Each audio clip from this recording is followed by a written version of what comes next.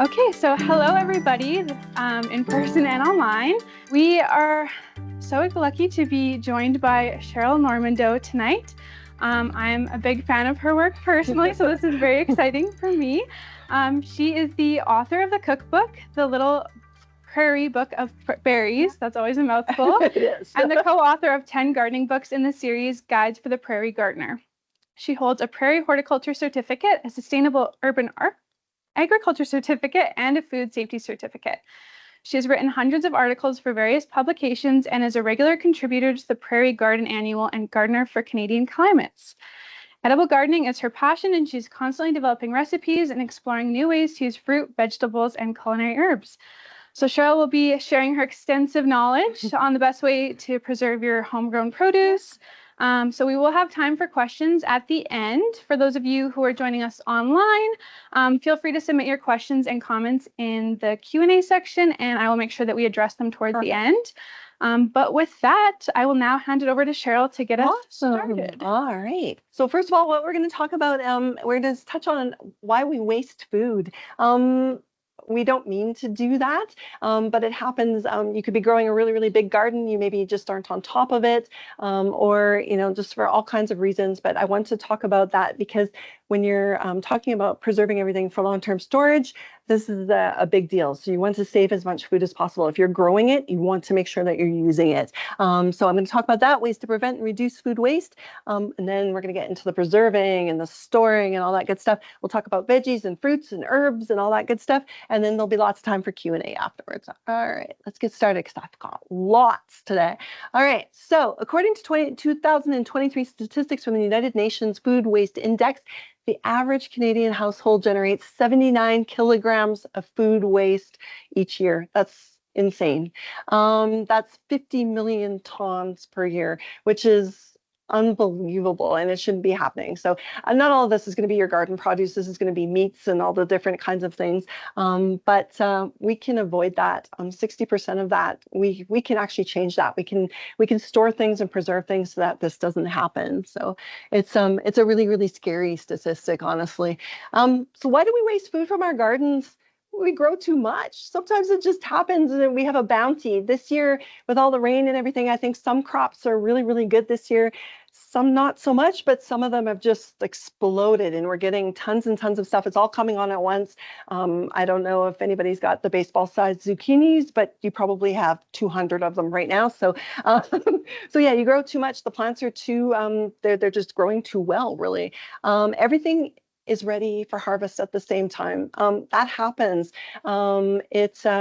You can't really stop it. Right around this time, you're going to get a lot of veggies that are on right now, and a lot of fruits that are on right now, and you've got to just basically scramble to get them all. I mean, yeah, otherwise, but sometimes it just happens. We don't have the time. We're busy with our jobs, with our families. We've maybe gone on holidays, something like that. We don't have time to harvest, and we don't have time. We maybe have time to harvest, but we don't have time to preserve and store it because that takes time. It's not something that you can just rush into your kitchen, throw something in a bag usually, and toss it in the freezer. Sometimes that works, but sometimes you might want to be canning, you might want to be pickling. It takes hours to do those things. We don't eat all plant parts that we could actually eat. So if you're growing, say, onions, are you eating those tops as well as the bulbs? You might not be, right? Or just, different types of things. Radishes, say your radishes bolted in the heat, are you eating the seed pods? You absolutely can. So those are some of the things that we have to think about. We don't meal plan very well. Most of us don't. I mean, it's just this unfortunate thing. You think you start at the beginning of the week and go, I'm going to have this day and this day, and then everything just sort of falls apart. Especially in the summertime when you're on holidays or you're whatever, you're not meal planning properly. Sometimes we grow edible plants that only one person in the household wants to eat. So if you've got a family, and your husband really hates kale, but you love it, are you going to eat all the kale you're growing? Honestly, I mean, so yeah, absolutely, something like that. And then, of course, we always take a hit. We get damage from hail. We get damage from, insects, diseases, those kinds of things. We get maybe too much water. We get not enough water, those kinds of things. Those all influence why we waste things to the garden. So I'm going to teach you or hopefully help teach you how to sort of mitigate that a little bit. So one of the ways we can do that is actually a planting planting techniques. It's not even food preservation, it's planting techniques.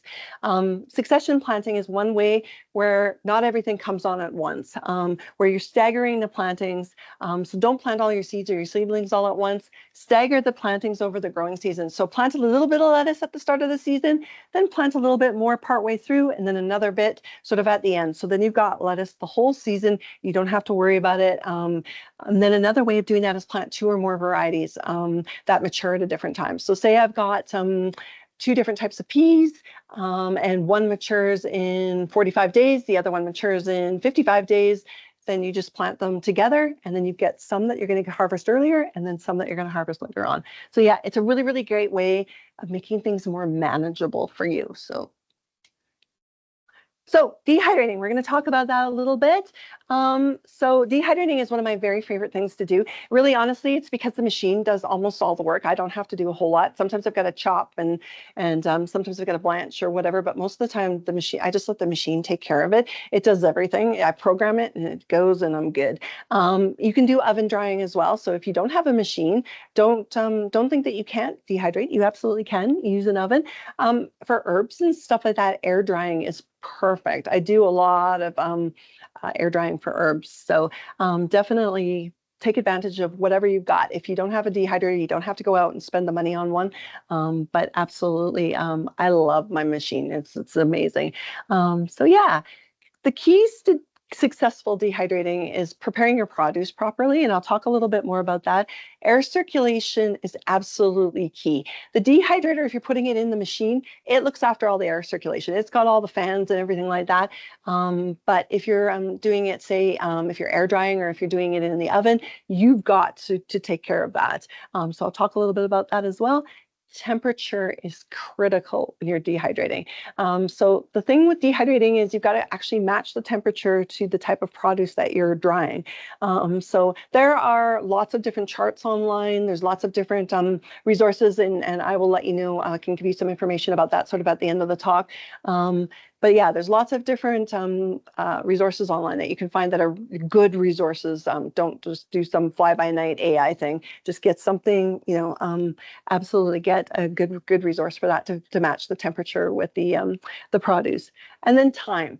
It takes time to dehydrate.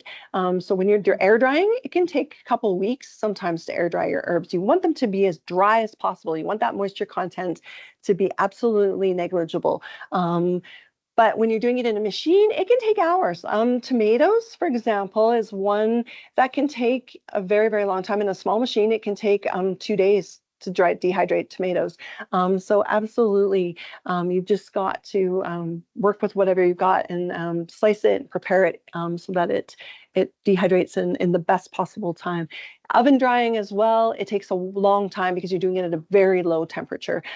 Basically what you're doing is you're almost starting up the oven, turning it on, and then turning it off and then just letting it heat, but you're doing it at very, very low temperature. And then some fruit need blanching. So I'll talk about that. So let's just circle back on this. So if you're using a dehydrator, an actual machine, there's so many on the market that you can get. They're all pretty much the same design. They've got basically the inner fans. They blow up from the bottom usually. Some of them will do from the top, but generally they blow up from the bottom. They've got trays. Some of them have little sort of trays that you can put like things if you're making fruit leathers or something like that. You can lay that out so you can put your puree, your fruit puree on there and then dehydrate that way. But if you're just doing like veggies and that kind of thing, you've got all your separate trays. So you're going to layer them in. The best thing to do is to fill your dehydrator when you're dehydrating things. And don't mix certain things. Like you don't want to mix onions and garlic with something that will take on the flavor of all that onion and garlic. Those are very, very potent things. I always dehydrate those separately from everything else because the smell is, it's incredible. So you don't want to mix those things. But you can, as a general rule, you can mix certain types of fruits and vegetables in your dehydrator as long as the temperature is the exact right one for both of them. So yeah, fill your dehydrator if you can. It's a matter of efficiency. And then you're going to want to separate all of your fruits and veggies on the dehydrator trays, and you're going to make sure that you're going to turn it on to the temperature specified. Most dehydrators come with a manual that will actually match up the temperature and the time for all kinds of different fruits and vegetables. So you don't even need to hunt for that. So yeah, it's really quite simple. Then you're basically turning it on and letting it go and letting it do all the work. Sometimes you need to go back in. It didn't, you've got some thicker stem stuff that you didn't trim properly, or because you've got to cut them generally quite thin, your produce that you're preparing. So if you haven't done that, if they're really, really thick pieces, maybe you've got to add a little bit more time. Sometimes that happens, but yeah. Sometimes you've got to blanch your produce before you put it in the dehydrator. So I'm going to get into blanching really in significant detail when I do the section on freezing, because it's something that we want to do before we do any freezing. But for some fruit, you're going to blanch them just before you put them in the dehydrator. So this is things with skins generally. So if you're dehydrating something with, let's say grapes, for example, or plums maybe. So if you're going to dehydrate something like that, then you're going to blanch them beforehand. So that means basically you're going to put them in some boiling water and you're going to cool them down. So you're going to you're going to do it all in a flash, basically. So it's going to be a very quick process, and then you're going to put it in the dehydrator. So I will get into blanching later. The process is exactly the same for freezing as it is for dehydrating if you have to dehydrate. Generally, it's just fruit with different types of like really thick skins that you're going to do that with. So yeah, it's a really, really good method. And then you can store these things. Like if you're doing I dehydrate a lot of my onions and garlic and stuff like that. And I will quite often grind them into powders, and then I will use them in dishes over the winter time, right? So I'm just storing them in glass jars and keeping them in my dark pantry. And that's really it, an airtight container, and it will store for the winter, no problem. So you're looking at about, 4 to 6 months for a lot of these things. They'll store for a long time. So yeah, absolutely. It's a really, really good method. So here, this is where I'm going to talk about blanching. So when you're dehydrating, like I said, with the certain types of fruits, when you're freezing, blanching is quite necessary. Now, there's a whole war going on online about to blanch or not to blanch. And there's a lot of reasons why people don't want to blanch. And a lot of it is because they feel that blanching takes away some of the flavor. It takes away some of the texture of the vegetables that you're blanching. It might make them a little bit softer. It might take away some of that fresh, vibrant flavor that you're getting. But the thing is you're going to want to blanch. There's a few vegetables that I don't blanch, and I will get into that later on. So it's not absolutely necessary, but it's a really, really good idea. And the reason why I want to do it is because of the enzymes. So when you blanch your vegetables before you freeze them, it stops all that activity. All the enzymes in the fruit will keep acting in the vegetables will keep acting when they're in the freezer. If you don't blanch, that will actually reduce the storage time of your vegetables in the freezer. So if you don't blanch, it's just those enzymes are just going to keep breaking down because the temperature isn't sufficient. That's not high enough to stop them from working. When you blanch them, you're putting them in heat. So that temperature will stop those enzymes from working, and then it will preserve the vegetables for a longer period of time. So it's a really, really good idea. It does actually end up, yes, occasionally, and I think that's more if you accidentally over blanch. You don't do it for you extend the time that you're supposed to blanch. It's a very precise method when you're blanching. You've got to make sure you've got the timing right. So if you say over blanch, you are going to maybe have mushier textured vegetables, or you're going to have issues with maybe a little bit of flavor problem.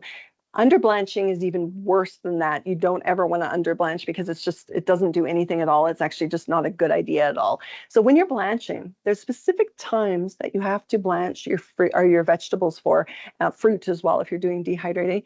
There's specific times. So those are all online. Look for there's the National Home Preservation site it's an American site, but we use it in Canada because it's got all the information. The government of Canada also has some really, really good canning information online as well. So you can get those times on there for how long you're supposed to blanch each vegetable and fruit before you freeze it. So absolutely follow those to a T. So when you're blanching, you're going to be putting these vegetables into hot water boiling water specifically, and you're going to just boil them for a set amount of time. Then you're going to take them out and put them either in ice water or very, very cold water or cold running water, because you just want it to happen in a flash. You don't want those the vegetables to keep cooking, so that's why you want to cool them down immediately after you pull them out of the blancher. You can steam blanch as well. So instead of boiling them, instead of dipping them right in the water, you're basically steaming them in a basket on top of boiling water. Steam blanching takes a little bit longer than water blanching, and it's not really recommended for a lot of different types of vegetables. Boiling water is the best option if you're going to be blanching. You can do steam blanching though too. Don't blanch in the microwave. It doesn't do anything. It's not useful at all. Like I said, don't over or under blanch. And don't overstuff your blanching pot. Now, usually these pots are huge, like they're big, they're almost the size of canners. If you get a proper blanching pot, and you don't have to do that, by the way, you can just use a Dutch oven or you can use whatever, make sure it's clean. But you do need that little rack to put the veggies in. So you can use, something that's meant for steaming or that kind of thing. You can use that. But don't fill that basket too much, because it needs all of that circulation in order for it to boil properly. If you overstuff it, it's not going to do anything. It's not going to be helpful whatsoever. So yeah, definitely do that. I would recommend blanching every time. So yeah. It takes a little extra work. That's why we don't always harvest, like we harvest our stuff, but we don't always preserve it, because all of this takes time. So freezing vegetables, like I said, blanch them. For fruit, when you freeze fruit, and so I'm talking about things like, I'm talking everything, basically, peaches, pears, plums, apples, you name it, everything. There's different methods for each kind of fruit and berries. So you'll get to know that as you go along. Apples don't freeze well. You're going to want to cook them before you freeze them. But something like peaches, they do freeze very, very well in a syrup or a sugar pack, which I'll talk about. Berries, most of them freeze amazingly well. Raspberries, blueberries, all of them really, really great. And basically anything that you're going to put in a smoothie, they freeze really, really, really well. So I'll talk about the different types of freezing. So open, which is also sometimes called individual quick, or sometimes it's called tray freezing. That can be done with fruit. It can be done with a couple different types of vegetables as well, but it can be done with fruit quite well. So basically what you're doing is you're gonna grab a very, very nice clean baking sheet. You're gonna maybe put a little bit of baking parchment over top of it, and you're going to lay out your fruit in a single layer on top of that baking sheet. So you're gonna do, say I'm gonna do blueberries, or I'm gonna do haskaps. I'm going to do something like that. I'm going to lay them all out on a single layer, raspberries, something like that. I don't usually do raspberries this way, but haskaps, blueberries, those kinds of things are all good that way. And then you're going to put it in the freezer, just like that. You're not going to cover it. You're not going to do anything. You're going to park it in the freezer. You're going to let it sit for about an hour or two. Then you're going to pull it out of the freezer. It should be solidly frozen, and then you're going to pack it into bags, freezer bags, specifically freezer bags from there, or freezer containers, freezer safe containers. Just break it up and put it in. It's actually a really nice way, because you can sort of portion them individually that way. It's just and it's fast. It's really, really quick. So you can do that with them. So there's a lot of different fruits you can do that with. Syrup packs. I don't usually use a syrup pack unless I think I'm going to make a dessert or something where I'm going to need a syrupy fruit, because what it does is it literally will make the fruit, so there'll be basically a fruit suspended in sugar water, basically. So you are going to make a syrup, so you're going to use water and sugar, and then you're going to heat that up, and then you're going to put the fruit in that, and then you're actually going to pack that and then put that into the freezer. So you've got that added sugar, and then you've got the water, and then so you're packing the fruit like that. So the fruit is not going to have a great texture. It's going to get mushy, right? It's going to get soft. So yeah, absolutely. But it is a very valid way, and the sugar helps preserve and stores the fruit a little bit longer. Sugar pack is similar. It sounds like the same thing, but you're not using water. So basically what you're doing is you're taking your fruit, you're sprinkling a bunch of sugar over top of it, and then you're freezing that that way. So, and again, another way of preserving fruit for a long period of time. I do that with raspberries. Anything that's like unsweetened, like because raspberries are kind of tart, they're not really sweet. So I will do a sugar pack with them. I won't do open freezing with that, because then I've got to put sugar. I can, but I usually do a sugar pack for things like raspberries. So And then you've got the dry pack, and so that's another method that you can do. So basically that's a lot like the open freezing, but yeah, just another method that you can use. And then containers. You don't have to go and spend all the money on a vacuum sealer, but it's nice. They're great. They really, really work very, very well, and they will help store because they encase the produce very, very nicely. They extend the storage life really, really well. So plastic bags. When I'm talking about plastic bags, I'm talking about specifically freezer safe bags. So when you go into the grocery store, you go into a place and buy bags, don't just get sandwich bags. Those aren't going to be durable enough. They're not going to prevent things like freezer burn in your veggies and your fruits. Get plastic bags that are suited for freezing. Plastic containers, food safe plastic containers work really, really nicely. I like to try to get ones that are not weirdly shaped, just because I like stacking everything in the freezer. They work really, really well. You can portion out the sizes that way. Like it's really, really great. Glass also works. I don't really like, I had a few years ago, I froze some pie filling in glass, and I actually had the jar break in the freezer unbeknownst to me. So I don't use glass a lot. It had been completely cooled down beforehand. I had actually had it in the freezer for about a month and a half, something like that, before it actually broke. So I don't know what happened. The jar just gave out. So I don't always freeze in glass. But if you've got, sometimes you can buy those really, really thick, those sort of food storage containers that are made of glass with sort of the plastic tops, and they're really, really good. They will work for freezing fruit. So absolutely, get something that's really durable. Don't freeze. Maybe don't freeze in mason jars. That's what I was using, and yeah, it just didn't stand up for some reason. Freeze at peak, and that's really something I need to stress. Don't just go to your garden, pick a bunch of stuff, and then let it sit in the fridge for about a week and a half, and then decide to freeze it. Freeze it the minute you get it out of the garden, if you can. And the faster you get it into the freezer, the faster you get it into the storage, the better preserved it will be. The more likely that it will store for a longer period of time. So absolutely freeze at peak. And then when I'm talking about the syrup packs and the sugar packs, those kinds of things, you can, if you don't use sugar, like if you can't use sugar or it's just something that you don't want to use, you can use artificial sweeteners.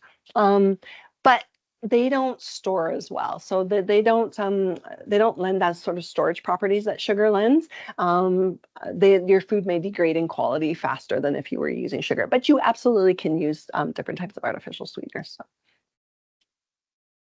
Pickling, one of my very favorite things to do. There's a lot. Pickling is easy actually, but then there's a lot to think about before you get started and also while you're doing it and when you're thinking about storing things. So pickling, you need a few things. You absolutely need a few things. You need vinegar, you need salt, you need water, and then of course you need whatever produce you're pickling. So let's talk about vinegar first. Vinegar must be 5% acetic acid. It cannot be anything less than that, or it just won't work. Your pickles will spoil. It can be, pickling vinegar is usually 7%, and that's totally cool. So yeah, 5 to 7% is usually the best possible thing. So yeah, absolutely do that. But I generally use 5% in most of my recipes, but pickling vinegar is 7% is good. You can substitute vinegars depending on the recipe. Now, when I do that, I make sure that the recipe actually calls for, I don't usually substitute. I make sure that the recipe that I'm using actually calls for a specific vinegar. So if I'm using, if I want to use red wine vinegar, I'm going to seek out a recipe, a tried and true recipe that uses red wine vinegar. I'm not going to substitute red wine for white, although you can if you want to, or substitute white for white wine vinegar. Whatever you want to do, you can absolutely do that. Generally, it's okay. Just make sure they're all 5% acetic acid.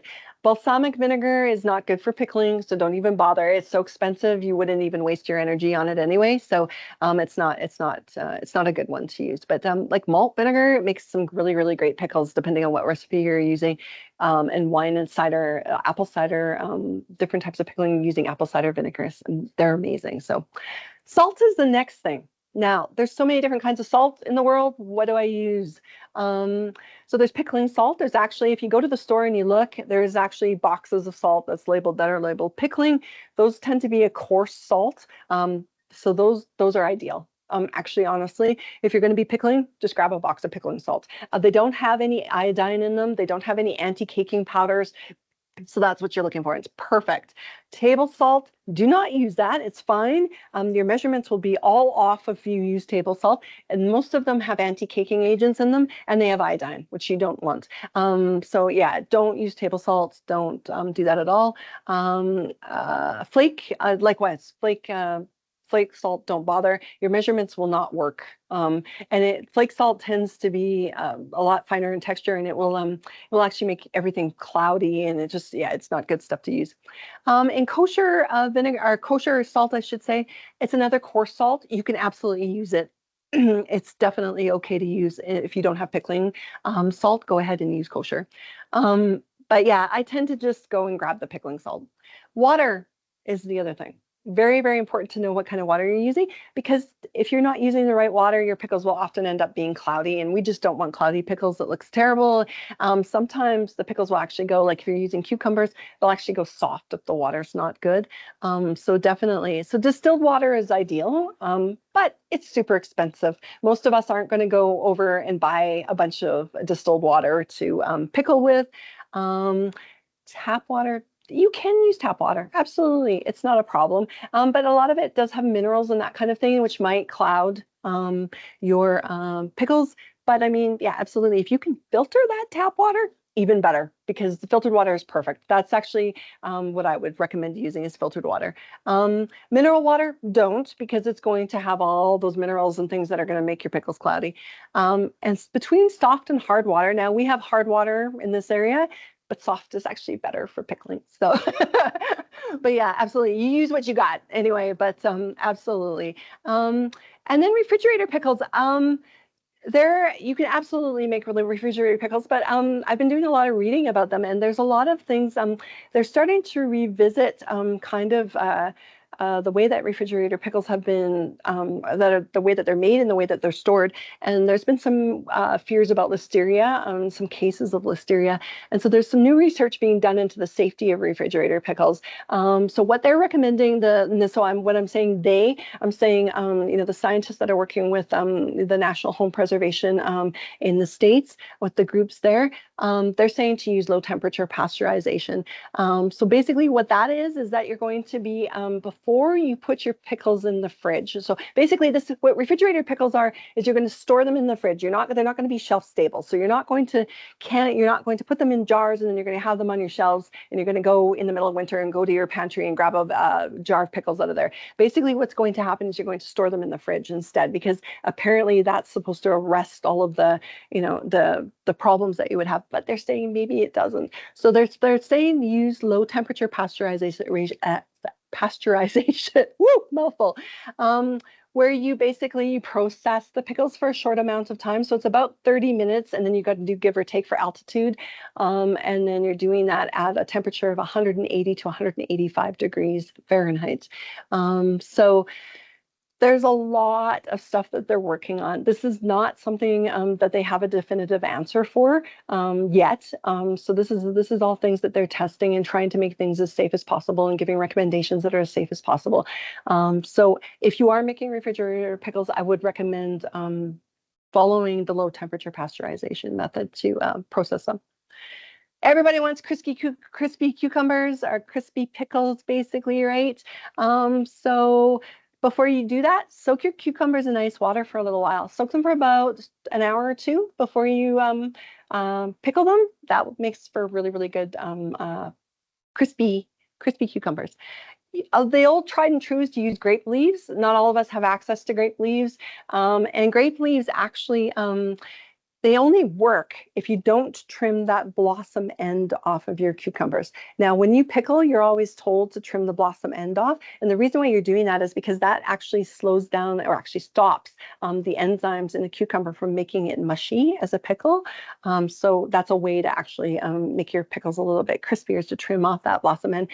But grape leaves, it doesn't work. If you have trimmed off that blossom end, it doesn't work. The grape leaves won't do anything for making your pickles crispy because they just don't have the right properties to deal with that. So you can buy firming agents. You've probably heard of Pickle Crisp. That is calcium chloride.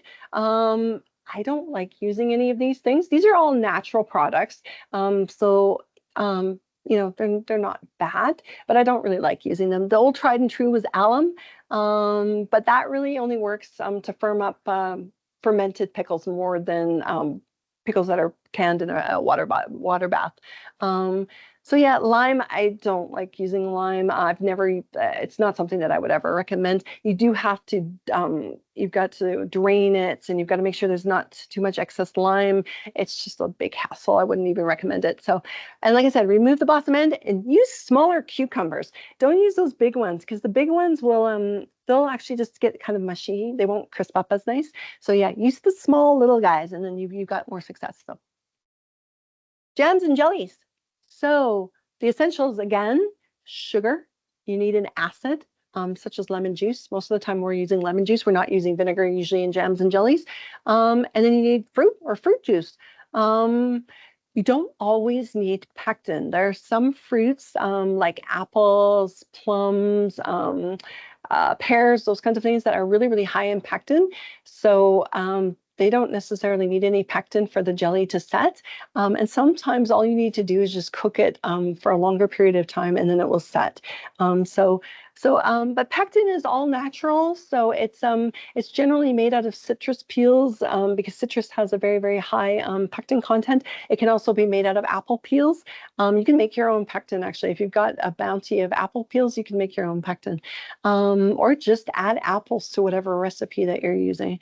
But yeah, absolutely. You don't need it, but it's good to have. And some recipes call for it, so use what they call for. Don't mess around with canning.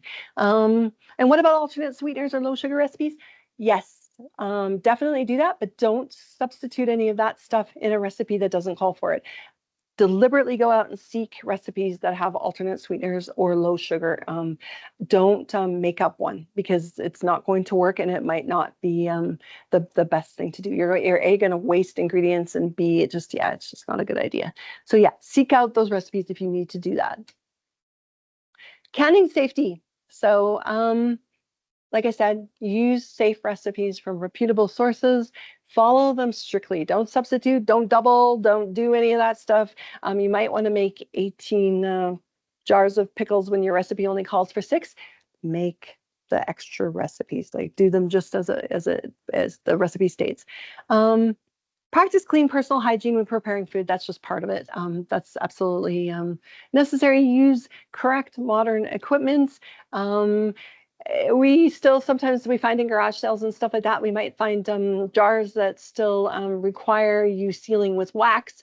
That is not a method that is used anymore because it doesn't make a perfect seal, and we don't want anything to happen to the food that's in there. So make sure you use the correct equipment and the correct methods. And make sure your product is part of Harvest at the Peak. I already mentioned that. Wash it all very, very well. Don't introduce contaminants. And you'd be amazed that sometimes people, they don't have clean countertops or something. They might introduce different types of foreign objects into their produce. Their canning. Don't do that. Process your food. So, or refrigerate it or freeze it. So this goes, all of these things, all of these safety things also go for any other methods of food storage for the required time. So absolutely do it for the amount of time. And we have to adjust for altitude here. We're in a high altitude place. So yeah, there's a chart. And actually, if you want to contact me afterwards, I can send you the link to the chart. There's a chart that tells you how long you have to process if you're in Okotoks, because you got to add on a little bit of extra time. And then don't open kettle cans. So that's a method that's kind of been kicking around for a few years, where you're sterilizing your jars, perhaps in the oven. Then you're taking them out and you're just putting all the stuff in and you're not processing it. don't do that. It's not safe. So yeah, absolutely. Make sure you process. So get yourself a boiling water canner if you don't have one. It's just basically a gigantic pot that you're going to put a lot of water in, and it's got a little a tray in there that you can put your jars in. Get that. Get at bare minimum, get a little pair of canning. There's like these little tongs that you can use that are specially meant for jars, just for safety. And then there's some little magnetic sticks that you can get. You can get kits like this in the store where you can just pull out for the lids and that kind of thing. Don't sterilize the jars in the oven, like I said. Don't use your Instapot for canning. Use a pressure canner, not the Instapot. Instapots are great, but they're not good for canning. Don't turn your jars over to seal them. I always get absolutely, I want to scream at the internet when I see this on social media pages. People will can, but they flip their jars over. No, don't do that. It's absolutely not. It's not going to help them seal. It's not going to do anything, and it's actually can end up breaking the seals. So don't do that. Don't stack jars on top of one another. There was a video a few years back where somebody had a beautiful pantry. She didn't have shelving units in it. She had so she had stacked, or the shelves were really wide apart. She had stacked her jars beautifully. They looked so nice. And she went in there one day, and a gust of wind caught the door, and it slammed, and the jars crumbled like dominoes. They just dropped like dominoes. So everything just all over on the floor. So don't stack the jars. Also, it can affect the seal. So don't do that. Another thing that's going around the internet right now is dry canning. Dry canning. It boggles the mind. So basically, dry canning is where you are taking jars that you might not have even sterilized them, or if you did, you maybe put them in the oven to sterilize them. Make sure you sterilize your jars in the water, on the boiling water. That's the best way of doing it. But they'll put them out on the countertop. They will actually throw the fruits and veggies in, well, vegetables primarily, raw, without any blanching or nothing. They just throw them in raw. Don't put any liquid on them, and then they don't process them on top of that. They just seal the jars up and say that we're done, we've preserved. That is not preserving. That is so, and then they're putting them on their shelves and thinking that this is going to be safe. No, it's not safe. So don't do that. And it's a huge trend right now. If you look it up, it's all over the place. Don't do it. Don't do it because of this. So botulism is produced by bacterium, and it's foodborne usually. It can cause really, really serious illness. It can actually kill you. So death occurs in 1 in 10 cases in Canada. So that's pretty serious. I mean, we don't want to risk that. You can contract it by eating improperly prepared home canned food. So I'm not trying to scare you. I'm just trying to make everybody realize that you've got to follow the safety procedures. And it's easy to follow the safety procedures. It's really, really simple. But you can't smell or see botulism. So it's not like you're going to crack open a jar and go, oh, this smells off. But if it does smell off, that might be due to mold or something, so get rid of it anyway. But you can't detect botulism. So just, yeah, be very, very careful. Follow the safety instructions. Basically, use a reputable source and just follow all of those instructions. Pickles and jams and jellies are actually considered low-risk foods, so they usually don't, promote the spread of it. So you usually don't have to worry with those things. It's when you start getting into certain things that you're pressure canning, meats and those kinds of things, or if you're adding things like dairy and that kind of thing into which you should never do, those can all be problems. So, but watch for mold and spoilage. Watch for seals that don't stay sealed. Those kinds of things are all things you have to think about. Don't eat it. If you're in doubt, don't eat it. So here is the one that I was mentioning, the National Center for Home Food Preservation. That is probably the best site on the internet and anywhere, really, honestly. If you've got any questions about food preservation, that's the one to go with. The Government of Canada, like I said, has some really, really good tips on their safe food storage and home canning safety site. And then Bernardin, which is a company that makes jars and all those kinds of things, they also have some really, really good how-to guides on their site. Now, it looks like Bernardin's I don't know if it's been bought out by Ball, which is an American company.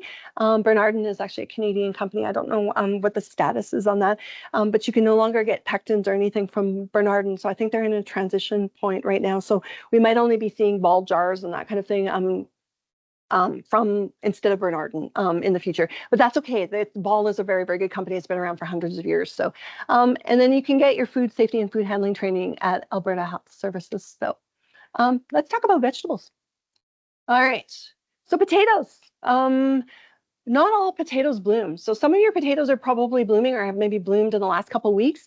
That is an indicator of harvest time, but it's not the only indicator. Basically, when your tops of your potatoes start falling over, they start getting yellow and they start looking bedraggled and it looks like the plant's dying, that's when it's time. So right now it's getting to be time.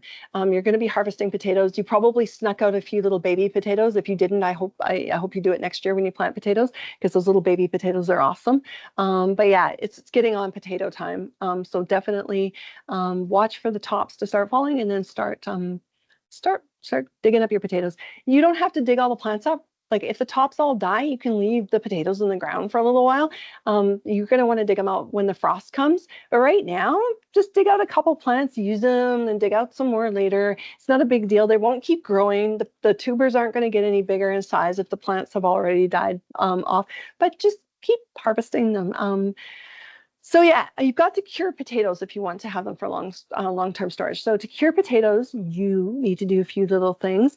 You need to actually just sort of gently, very, very gently wipe off the excess soil. So you're going to harvest them when it's not muddy, if possible. If it is muddy, let them dry out a little tiny bit before you, but you're going to gently wipe off some of the soil. You don't want the soil to be on there because it can introduce pathogens and bacteria and stuff like that and make a mold, basically, if you leave the soil on. So you're going to, for storage, you don't want the soil on them. So you're going to very gently, because the skins will be very fragile at this point. So you're going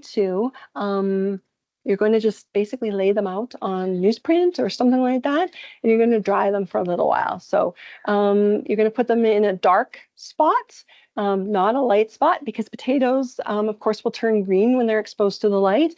So you're going to put them in a darker spot, and you're just going to let them cure for about a week or so, and then you can store them. So, and some potatoes store better than others. So when you go in the spring and you buy your tubers, you get your seed potatoes, look for ones that have long-term storage capabilities. Yukon Gold is a good storage potato, and there's so many others. So I mean, it'll say on the box which ones are good long-term storage. But then you're gonna, and when I said wipe the soil off, you're gonna do that after it's cured, not before it's cured, but you're gonna do that after. So you're just gonna lay them out on paper, and then you're going to let them sit for a couple of weeks, and then you're going to wipe the soil off, and then you're going to store them. You're going to store them in as cool a place as you can get in the house. So most of us, well, a lot of us don't have cold storage rooms anymore. It used to be that you'd have a house, and older houses will have them still, but the newer houses don't have cold storage rooms, and most of us haven't built one in our place. So put them just a room in the basement, maybe somewhere where it's cooler and in the dark, and then but check on them regularly while you're storing them, because if one goes bad, it will cause other ones to go bad. So just like when you go down to grab some for dinner, just check on them, make sure that they're all doing all right down there. But potatoes will last a long time. If you harvest them properly and you cure them, and you've got a storage potato with a long storage capability, it can last like the whole winter. So, and into spring. So you could almost be still eating potatoes when you're buying the seed potatoes to plant for the crop for the current year. So absolutely. If there's any that are green, that they were exposed to light while you were growing them, throw them out. Don't use them. You can throw them in the compost bin, but don't eat those because those are not good for you. Potatoes, you can do a lot with them. You can roast them, mash them, shred them, fry them. You do all of those things first before you freeze them, because they don't freeze. You can't just chop them up and freeze them. You can't do anything with them that way. So then canning must be done in a pressure canner. You can't can potatoes with a boiling water canner. It's not safe. Beans and peas, I hope you're on top of them. This has been a great year for beans and peas. So yeah, it's been really, really good. Everybody basically knows the rules for harvesting beans and peas. Pick often to keep up.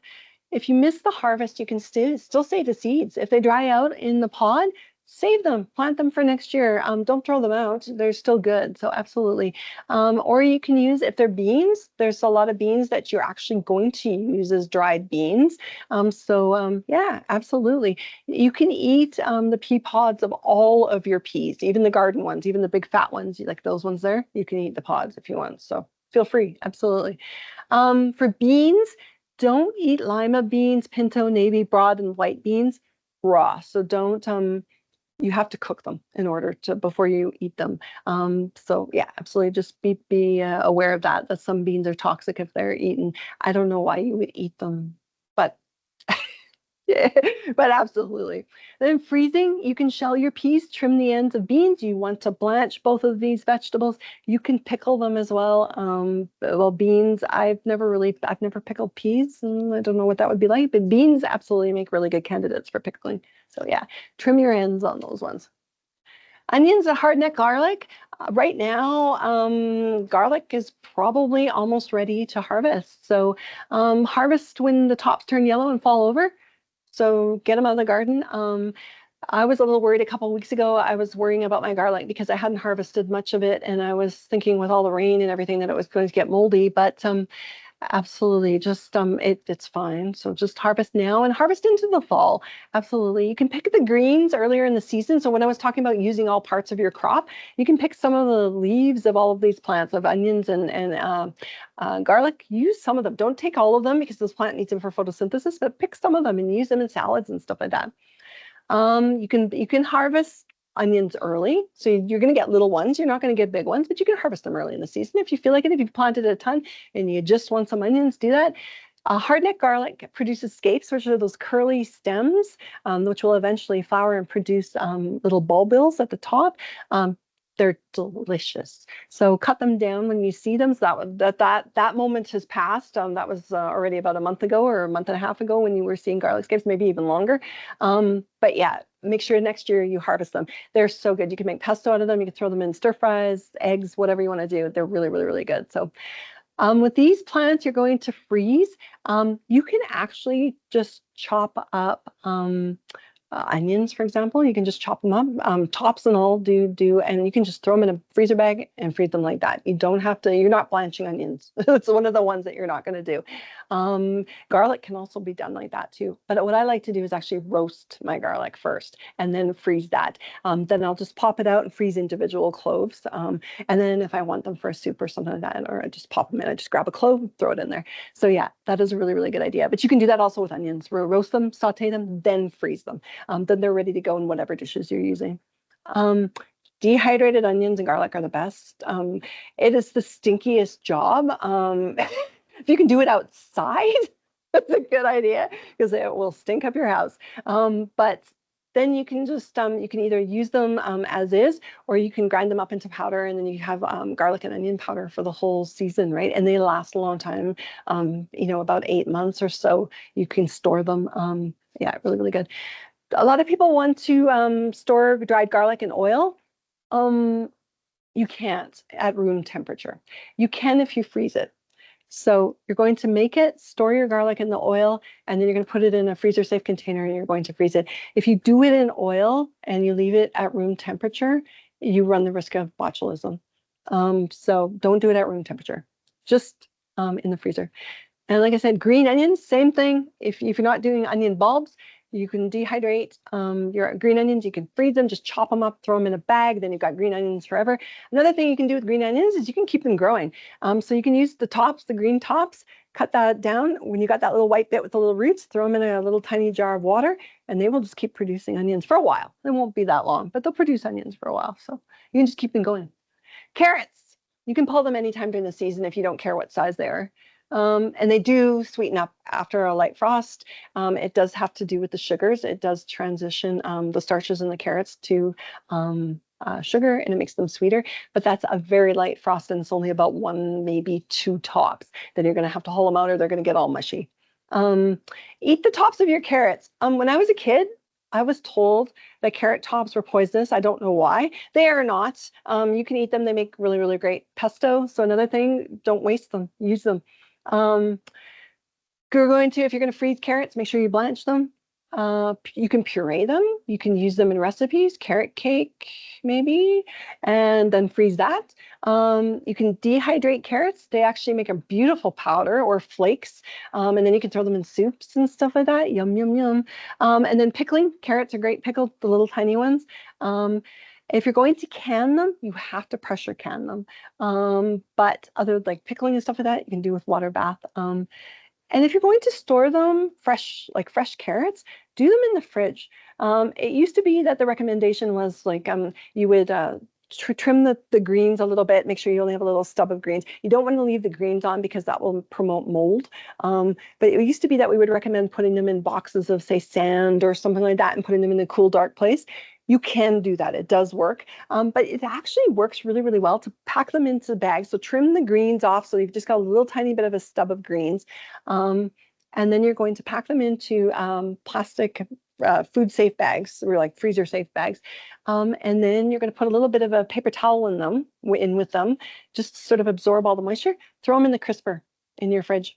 They last for like 3 or 4 months like that. So it's really, really good. It works really, really well. So if you're going to preserve fresh carrots, that works too. Corn. So you might be getting ready to harvest corn now. I know corn crops weren't really great here this year, so that's not what I'm hearing anyway. I didn't grow corn, but I'm not hearing really great things. But I think Tabor corn is great, and I think they did all right. So you're going to harvest it when the kernels are a little bit milky. The husks still need to be a little bit green. They're not going to be completely dried out. When you're freezing them, blanch the kernels first. If you're going to just freeze the kernels, you're going to take them off. So you're going to basically slice the kernels off the cob, and then you're going to blanch them, and then you're going to freeze those in freezer safe bags. You can do the cobs in, remember when I was talking about that baking sheet that you put the parchment on, and you can actually do that with the cobs. Leave them in their husks, throw them on the baking sheet, freeze them for a little while, and then bring them out, and then you can just put them in bags. You leave the husks on, the whole cob, the entire cob. Then when you get ready to do it, you just thaw them out, peel them up, or peel the husks off, peel the silk off, and then cook them. And it actually retains a lot of the flavor and texture. It's quite amazing. So you can do that with them. That's safe to do. Pickling, relish is a common thing that people do. You can use a water bath canner. You have to use a pressure canner, though, if you're going to put it in other types of foods, just because it won't last. Cucumbers. Of course, we talked about pickling. Harvest when they're the size that you want them to be. So if you're getting like pickling cukes, get little ones, but just harvest them. Keep on top of it. Keep them in the fridge. And that's basically it for cucumbers. There's not a lot. They don't freeze. They don't. Swiss chard and beets. Harvest the greens. Make use of the greens. If you don't use them, bring them to me. But harvest them when they harvest the roots when they're small. They're really nice and tender when they're like that. When they get big, they tend to get a little bit woody. But absolutely, nothing beats a good beetroot. If you're going to do the greens and freeze them, blanch them first. Or you can use them in recipes and then freeze those recipes. So if you're making cabbage rolls, but you're using beet greens instead, make the recipe, then freeze the recipe. Beetroot roasts up really nicely. You can freeze that. You can pickle beetroot, delicious. You can dehydrate both the greens and the root. It's just very versatile, and you can do a lot of things to store it. So use as much, and even those stems, use that as well. Cut those up, clean them up really nicely. Same with Swiss chard. That mid-rib in Swiss chard is a little bit hard, and you don't normally use that when you're doing stir fries or anything, but cut it up, and you can use it in soups and stuff when you're making stock and that kind of thing. Don't waste any of it, because those are really great plants. So kale, arugula, lettuce, greens, you're just going to harvest them throughout the entire season. So you're going to harvest the outer leaves. That's what I mean by cut and come again. You're going to harvest the outer leaves, let the inner ones grow, and then you're just going to keep going all the time. I mean, you can also harvest the entire plant at once, but you get more benefit if you do the other method. So lettuce, I have had lettuce in stir fries. You can cook it, but lettuce is best when fresh, of course, obviously. So just keep eating it. Give it away if you have too much. Freezing kale, you can freeze kale, but blanch it first. Kale is very durable. It lasts, like it freezes really nicely. So you can absolutely do that. You can also dehydrate kale. It dehydrates beautifully. So yeah, absolutely. Use it in soups and those kinds of things. It's a very versatile vegetable. Broccoli and cauliflower, pick when the heads are fully formed. You can eat the leaves, so go ahead and eat those. Don't waste them. You can eat that little hard stem as well. If you don't want to eat it, put it in a soup stock or something like that. You can eat like all parts of it. If you're going to freeze it, blanch it first. You can also roast them, use them in recipes, then freeze. You can pickle broccoli and cauliflower, obviously. It's a nice one to do for that. And canning, the reason why we say to use a pressure canner for these guys is because they're so soft. If you when you boil a cauliflower or when you boil cauliflower and broccoli, you've obviously noticed that if you boil it too long, it turns mushy. When you're processing them in a water bath canner, they just get mushy. So yeah, absolutely. You're not going to be able to process them for the amount of time that you need to for safety. And still have a good consistency. So, and we'll just pop into fruit. How am I for time? Strawberries. I hope you're getting a bounty of strawberries. I think with all the rain, maybe good, but maybe also mold. Freezing, use a syrup or sugar pack, make pie filling and then freeze that. Strawberries dehydrate so nicely. And they make really, really nice sweet treats if you dehydrate them. Fruit leather, it makes the best fruit leather. And you can mix it with other different types of fruit. You can do all that in your dehydrator or in your oven. So yeah, take advantage of that. There's lots of great recipes online for those kinds of things. Have fun with that. Strawberries are amazing. They're so versatile. Jam, you can pickle strawberries. They're delicious. It's a little bit weird, but they're really, really good. So definitely do that. You can make strawberry syrup for your pancakes. I mean, what's not to love? So absolutely pick them when you can. Raspberries, they're all coming on right now. Some of there would have been earlier crops, but now there's more. They'll probably, depending on the type of variety that you planted, you'll probably get raspberries up for maybe another 2 or 3 weeks, I guess. And then harvest them, when they're little like that. Keep them chilled in the refrigerator. You can do a sugar syrup pack for them, and you want to because they're not sweet. So it's nice to mix them with sugar if you're going to do them in desserts or something like that. You can open freeze them. I don't normally open freeze raspberries, but you can. So that's the one where you're putting them on the baking sheet, throwing them in the freezer. Make pie filling. Jams, jellies. Again, you can pickle raspberries too.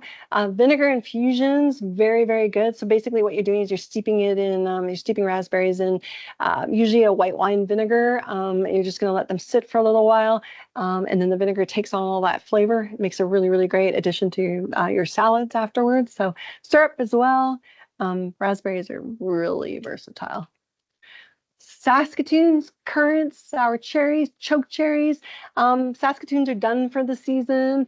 Currants are probably right in the middle of currant season right now. Sour cherries are almost done, but there's still sour cherries to be had. I just picked some this week, actually. Choke cherries are on. They're on now, and they'll be on now until almost the first frost. So harvest them when they're ripe, when the color is what it's supposed to be. Sour cherries, you'll need to remove the pits and stems. You can buy a little pitter for that because it's not fun if you've got hundreds and hundreds of them and you're doing it by hand. Pitters are amazing and they're not expensive. So choke cherries, I typically, there's a lot of recipes that I've created that you can use choke cherries in, but they're really, really great for syrup and they're really, really good for juice and jelly and that kind of thing. So, but you have to remove the pits and the stems. And you've got to actually basically juice them in order to make recipes with them. But you can freeze that juice. So you can juice them and then freeze them and then do the recipes at a later time if you want to.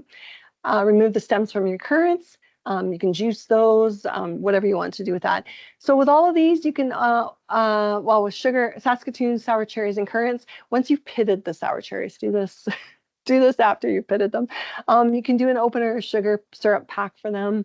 Choke cherry juice, like I said, you can freeze that. You can freeze pie filling made out of all of these. If you've never had sour cherry pie filling, make some. And do it now because it's delicious.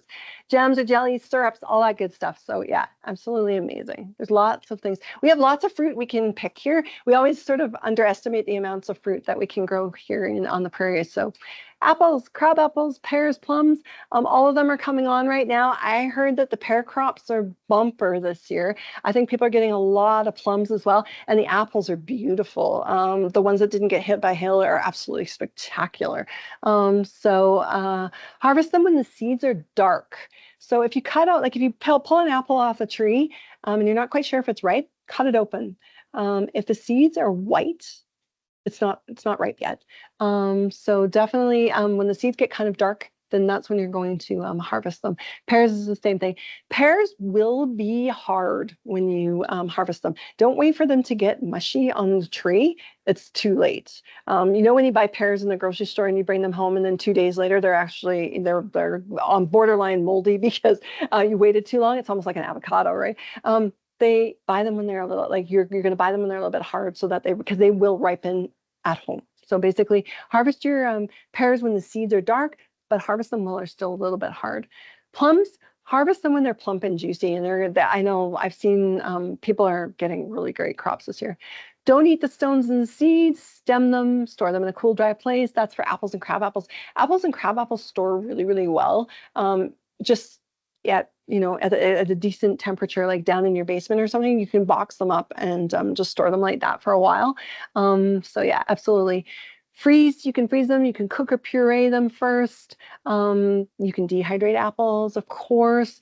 You can make fruit leather out of apples. You can do jams and jellies, syrups, you name it, all those kinds of things. So absolutely take advantage of that. Pears and plums have high pectin levels in them as well. So they make really, really good canned like preserves and that kind of thing. So tomatoes, if you've got whatever color your tomatoes are, harvest them when they're the color they're supposed to be. Then they can be harvested green though. So if we get on further in the season and frost is threatening, and your tomatoes, you've still got a bunch of green ones on the plants, you can harvest them as long as they're sort of past. There's a little bit of a point where they have to be past. They can't be like just turning. They have to be a little bit further along, but then they will ripen inside the house. So you can just put them in paper bags, newspaper, whatever, in a box with newspaper, and then they'll just ripen and you'll be able to use them. So tomatoes are great that way. You don't have a lot of waste. So tomatoes, yeah, there's tons of things you can do. You can freeze them, you can roast them first, use them in recipes like tomato sauce, then freeze them. You can can them. You can do a water bath if acid is added. So if you've got lemon juice or vinegar in the recipe and it's a sufficient amount, so follow the recipe to a T. It has to be a good recipe. It has to be a reputable recipe. But if acid is added, the lemon juice or the vinegar, you can process it that way. Otherwise, you've got to pressure can your tomatoes. And if you're mixing it with something else, like say you're making tomato sauce, but you're adding meat to it, you must pressure can that. It's not safe otherwise. Jams, tomato jam is fabulous. Pickling, of course, you can pickle tomatoes. Dehydrating, they're great for all of those things. Again, like I said, the dried tomatoes and oil, yeah, just like the garlic, don't store it at room temperature. Make sure you freeze it. Salsa. Be really, really careful when you're doing salsa. Use safe recipes. Do not substitute ingredients or alter the amounts of the ingredients. Like don't go, oh, I've got a little bit of extra onion, so I'm going to throw that in there instead. I'm going to pull back on the jalapenos. Don't do that because there's low acid and high acid ingredients in salsa, and they have to balance perfectly in order for it to be safe. So don't alter your measurements. Use a good recipe and you'll be fine. I know that makes it sound scary to make salsa. It's not scary to make salsa. Just follow a good recipe. So, and like I said, meat sauces, all that. Don't add dairy or thickeners to any of the stuff that you're canning. A lot of people will do that. They'll add cream or they'll add a butter maybe or something like that. Don't do any of that. You're going to add all of those things in later. If you're doing pie filling, don't put cornstarch or anything in it when you're canning it. Add that in later on when you're going to do the baking or whatever of using the stuff up. Don't do it when you're canning it. Sweet and hot peppers, again, harvest when they're ready. Some of them will ripen off the plant if they're picked when they're starting, like when they're ready to go. So you can freeze apples. What did I say? Apples, freeze peppers. Again, with those ones, I just do an open freezing. So I'm just basically chopping them up, throwing them on that baking sheet, putting them in the freezer, and then I'm just bagging them up. So you can absolutely do that. Take the seeds out, first. You can also roast them, use them in a recipe, then freeze them. Peppers dehydrate beautifully as well. You can pickle. There's that famous cowboy candy, which is the pickled jalapenos, absolutely delicious. You can make jelly. Peppers make really, really good jellies. So absolutely, especially hot peppers. So yeah, absolutely. Zucchini patty pan. I don't tend to use these like other than fresh, but I mean you can absolutely there's a lot of other things you can do with them. So I like to harvest them when they're small. When they're the size of a baseball bat, they tend to have a million seeds in them. They're kind of woody. They're not really fun to use. So I tend to do them when they're a little bit small. But you can absolutely, if you let your zucchini like get past its small stage, which it can do in like a day, you can just de-seed it and shred it. And then you can actually you can put the shredded pieces, drain them really, really well because zucchini has lots of moisture in it. And then you can actually bag that up in a freezer bag and then just freeze it. And you just pack it just like that. And then you can use that shredded zucchini in baking, like making zucchini loaves or something like that later on. You can cook it in recipes, then freeze. You can dehydrate zucchini. It doesn't add a lot of flavor to things, but it gives you the nutrients and everything that zucchini has. So pickling zucchini makes great relish. If you've never had zucchini relish, oh, so delicious. So yeah, use it for that. Winter squash and pumpkins, harvest when they're ready. It's going to be a little while yet, probably for most of them. Some of them are probably sort of getting on now. Hopefully we have a good fall and everybody will be fine and get their pumpkins and everything. The skin should not be soft at all.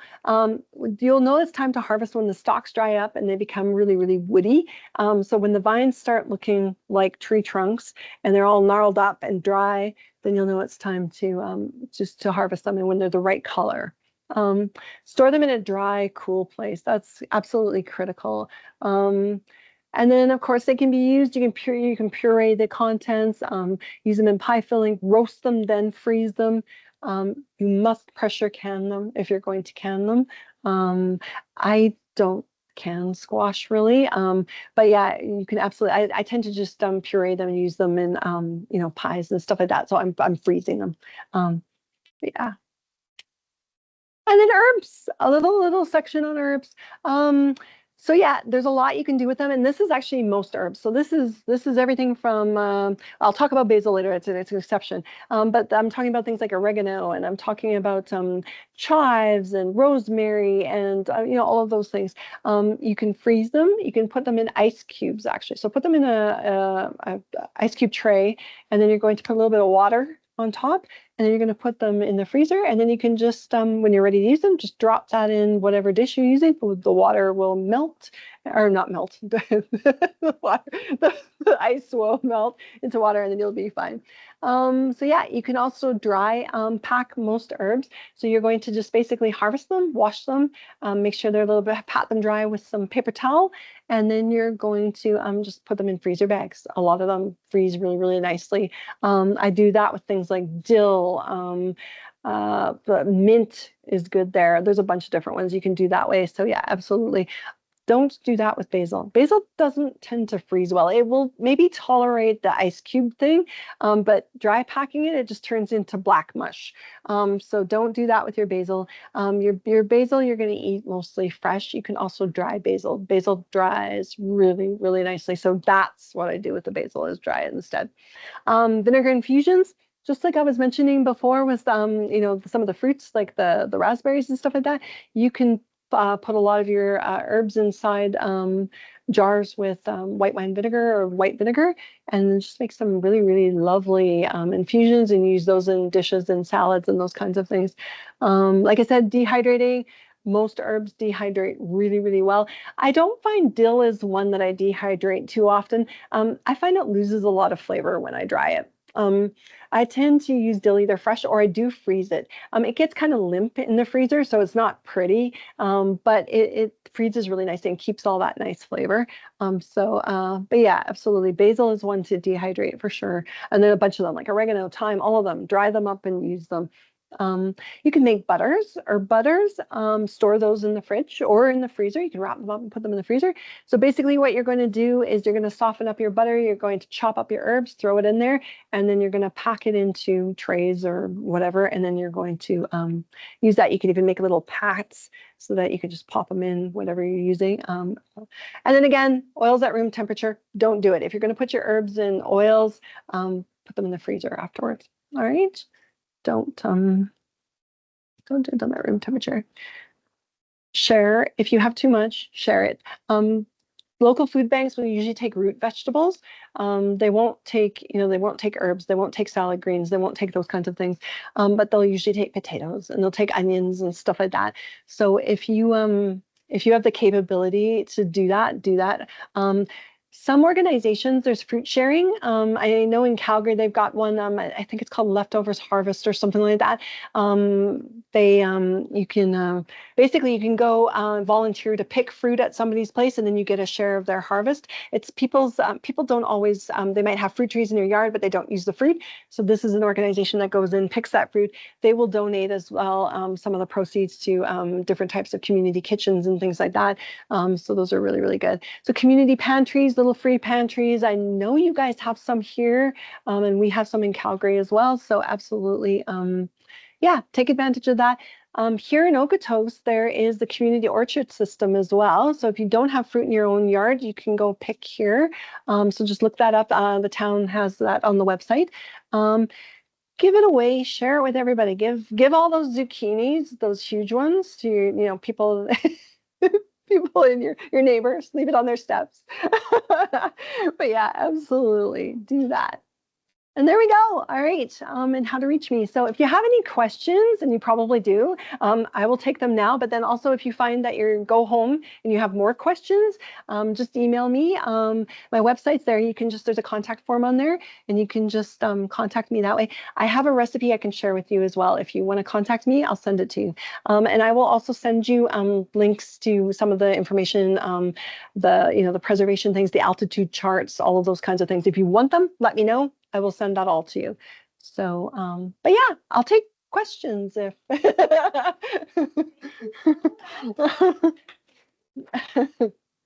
we go. Okay, well, if anybody has any questions, we can start there.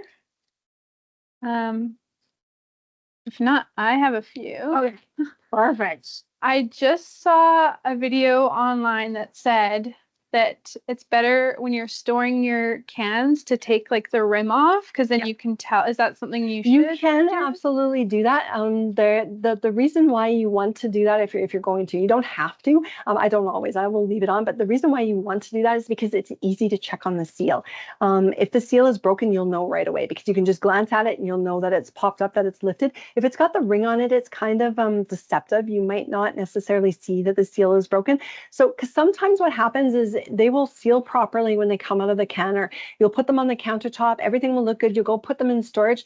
And then about a month or two down the road, you're going into your pantry to grab a jar and you go, oh my goodness, this one popped open. So yeah, it is a good idea just to take, because those rings really, all they do is they just serve a purpose just during the time of canning. So yeah, absolutely. So yeah, that is good to know. Any other questions? Anything else? So did I inspire you or scare you? Good. Another one. I don't know if this would even be like good to try, but have you ever mixed vinegars when you're pickling? Like done different types of vinegars? I haven't actually, and I can't say that I've ever seen any recipes. Yeah. That do that. I mean, there might be some out there, and they probably would be safe as long as they meet that 5% acetic acid criteria. I don't see why not, but I'm not sure that I would actually do it unless the recipe actually called for it. So I'm not sure that if I say I was pickling with white wine vinegar because the recipe called for it, and then I ran out halfway through and I decided I'm going to throw a little bit of regular white vinegar in. I don't think I'd do that. I think I would actually go to the store and buy some more white wine vinegar and do it. Okay. There may be some recipes. I'll look online afterwards and see. I'm not sure. I haven't actually seen anything where you've got two different kinds of vinegars in a recipe, but I'm thinking if they meet the acidity criteria, it should probably be okay. I don't know about flavor, but yeah. And I was like, I'm very, very, very very new to pickling, Yeah, so yeah. I've never tried that or Yeah. seen anything, but I was like, Yeah. maybe that's something that Well, maybe. people I have don't know. done. I will have to check. Like I said, I've never come across recipes where there's 2 different types of vinegars in them. So yeah. Well, if anyone else has any questions, if not, a big thank you again to Cheryl for sharing your time with us today. These are amazing books. I've gotten quite a few of them. I know you can find them at the Unique Bookstore in Okotoks. I've seen them all over Southern Alberta. I highly recommend. And yeah, her contact information is there if you guys have any questions. If you have any questions for us, you can email me, environment@okotoks.ca. And yeah, we've got Thank you. all that information there. Thank you guys all so much for being here in person and online. We do have more Green Living workshops coming up. September, we are doing a back to school lunchbox makeover with eco-friendly swaps. That one will be limited to only 20 people.